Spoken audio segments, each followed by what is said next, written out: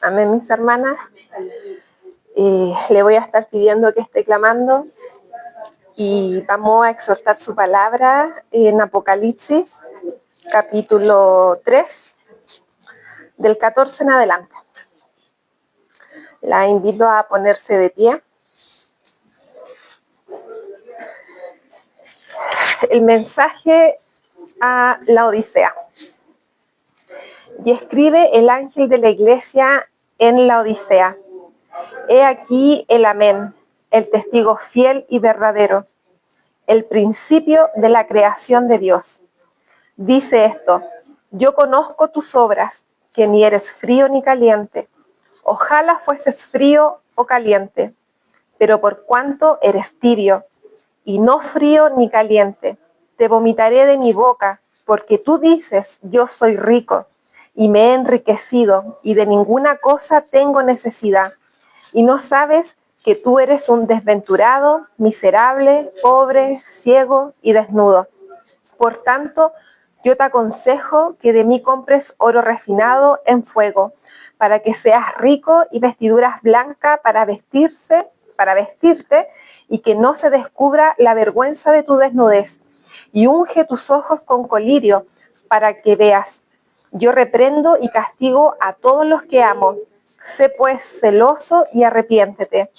He aquí, yo estoy a la puerta y llamo. Si alguno oye mi voz y abre la puerta, entraré a él y cenaré con él y él conmigo. El que venciere, le daré que se sienta conmigo en mi trono, así como yo he vencido y me he sentado con mi Padre en su trono. El que tiene oído, oiga lo que el Espíritu le dice a la iglesia. Amén, mi hermana. Mi hermana, yo estuve averiguando para saber sobre el contexto de este mensaje que Dios le daba a esta iglesia. Amén. Y leyendo su palabra, me di cuenta que Dios envía un ángel a Juan, donde Dios le indica a través de una revelación que él tiene que escribir para enviarle un libro a estas 7 iglesias que estaban ubicadas en la provincia de Asia. Una de estas 7 iglesias, y la última de estas 7 iglesias, era la iglesia de la Odisea. Mi hermana parto comentándole que Juan, él se encontraba predicando en otra parte, nada que ver donde Dios dijo: manda este libro. Y Dios, en su gran amor y misericordia, le envía a este ángel donde dice: escribe lo que ves. O sea, no era que le estuviera como dictando, sino que le iba mostrando a través de este ángel lo que él tenía que enviar. Y mi hermana, al principio, cuando empezamos con el 14, él se presenta y dice: el principio de la creación dice esto. Y eso me llama la atención, porque con eso le está diciendo a Juan: o sea, yo soy Dios que envió a este ángel para decirte: escribe esto. Y lo primero que le dice es: yo conozco tus obras, que ni eres frío ni caliente. Y acá Dios nos dice: ojalá fuese frío o caliente, pero por cuanto eres tibio. Mi hermana, yo estuve averiguando y viendo qué quería decir, o sea, que era tibio, porque de repente uno con las comidas dice: pucha, tibio no es tan malo. Algo bueno, con el tecito, el cafecito, uno dice: no es tan malo. Pero después, leyendo su palabra, fui entendiendo que lo que Dios estaba criticando a esta iglesia era que ellos no tenían una vida espiritual. A eso se refería. Por eso Dios le escribía este mensaje a la iglesia, en donde ellos tenían un comportamiento terrible. Yo busqué la principal característica que tenía la iglesia de la Odisea, y la principal característica, mi hermana, era que era conocida por su riqueza. O sea, no era conocida porque la iglesia en sí tenía no eran hermanos, porque usted sabe que la iglesia somos nosotros. No eran hermanos que eran entregados espiritualmente a Dios, sino que eran hermanos que se congregaban, pero todo bajo lo material. Entonces, por eso Dios nos dice que nosotros, por cuanto eres tibio, porque por eso le decía Dios en ese tiempo a esa iglesia, eres tibio, porque ustedes no están buscando mi palabra, están buscando otras cosas, cosas materiales. Y ayer, como decía mi pastor en el estudio, las cosas materiales que el cristianismo, el evangelio, busca algo a cambio. Y eso es lo que buscaba a lo mejor esta iglesia, que es lo mismo que hoy en día a lo mejor nos pasa a muchos de nosotros que somos cristianos, que buscamos a Dios a cambio de que me sane, que me solucione mi problema, que me sana, no sé, a lo mejor algún hijo, o como todos tenemos dificultades, pero esta iglesia buscaba eso, como algo a cambio. Y ahí es donde nosotros logramos entender que por qué Dios le dice a esta iglesia, eres tibio. Porque ellos no buscaban su palabra, no buscaban que Dios los guiara a través de su palabra, ellos teniendo la Biblia, pero no la estudiaban, no la leían, no se dedicaban a tener esta intimidad con Dios, sino que se dedicaban a cualquier otra cosa. Por eso cuando Dios dice eres tibio, se refiere a que Él está criticando una falsa espiritualidad. Y con esto, mi hermana, yo lo traía a este siglo, y cuántas iglesias lamentablemente pasa lo mismo, hermana. ¿Cuántas iglesias hoy en día se dedican o se preocupan al coro, a cómo tocan, a cómo quién predica más lindo, o el hecho de que solamente se congregan el día domingo, o porque creen que participan en un cuerpo, ya sea de jóvenes, de Dorca o de lo que sea, ellos dicen, no, yo soy cristiano. Y eso no es así, mi hermana. Por eso Dios me hablaba a través de su palabra, que cuando Él dice, yo conozco tus obras, es porque Él conoce cada uno de nuestros corazones. Y la pregunta que yo tenía hoy en día en la noche, mi hermana, para que todos la hagamos, ¿cuáles son nuestras obras? ¿No hemos preguntado cuáles son nuestras obras?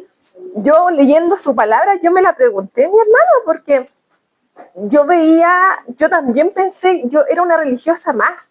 Y cuando Dios me hablaba a través de esta palabra, yo decía, gracias Señor, porque primero me estás hablando a mí. O sea, me estás haciendo ver que yo era una religiosa. Pensaba que era una persona cristiana, que era una persona que tenía el Espíritu, y no, mi hermana. Por eso acá le dice a la iglesia, por cuánto eres tibio. Por eso que Dios nos ayude, porque a veces nosotros no nos damos cuenta.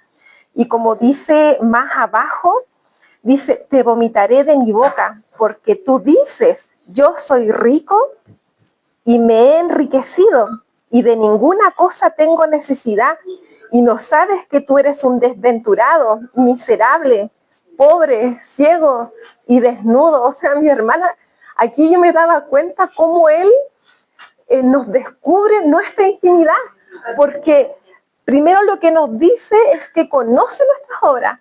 Ahora, ¿qué nos está diciendo Dios a través de este mensaje? Él nos está dando nuestras características. O sea, y ahí es donde yo decía, Señor, ayúdame a no caer como esta iglesia, porque no estamos propensos, el enemigo siempre se está metiendo entre medio. Nosotros luchamos, como decía mi pastor el otro día, contra potestades, no luchamos contra alguien aquí en la tierra. Entonces, cuando Él nos describe y nos dice a nosotros, porque tú dices, o sea, nosotros decimos ser cristianos y no somos cristianos, mi hermana, porque no hemos tenido este nuevo nacimiento, y mientras no tengamos este nuevo nacimiento, nosotros no vamos a tener esa real conexión y intimidad con Dios. Por eso yo me gozo tanto, porque muchos de nuestros hermanos decimos, o sea, yo soy una hija de Dios, yo soy nacida, criada, pero no, la palabra nos dice que eso es en vano. No sacamos nada con ser criado, con haber nacido en cuna de oro, como antiguamente se decía, si no tenemos esta intimidad con Dios. Por eso yo le doy gracias a Dios, porque Dios a través de su palabra nos describe, y qué terrible que Él nos describa diciéndonos que somos miserables, que somos pobres, mi hermana, que somos ciegos, que somos desnudos.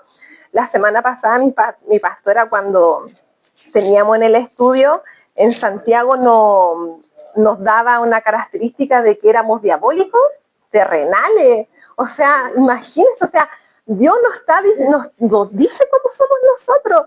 Y ahora Dios hoy día nos dice a nosotros que somos desventurados, miserables. O sea, imagínense, somos tan ciegos que nosotros no logramos ver que estamos mal. Y por eso, mi hermana, cuando usted crea que está bien, preocúpese. Cuando usted crea que está todo bien, preocúpese. Porque en verdad no estamos bien. No es que uno dice, oh, qué bueno, tengo buena salud, no tengo problema del trabajo, no tengo problema aquí, no tengo problema acá con nadie, pero es porque entonces no estamos bien con Dios. Hemos aprendido aquí en el templo que Dios siempre nos va a estar tocando y el enemigo siempre va a estar ahí, tratando de hacernos caer, tratando de tentarnos, pero más Dios en su amor nos ayuda a poder seguir adelante.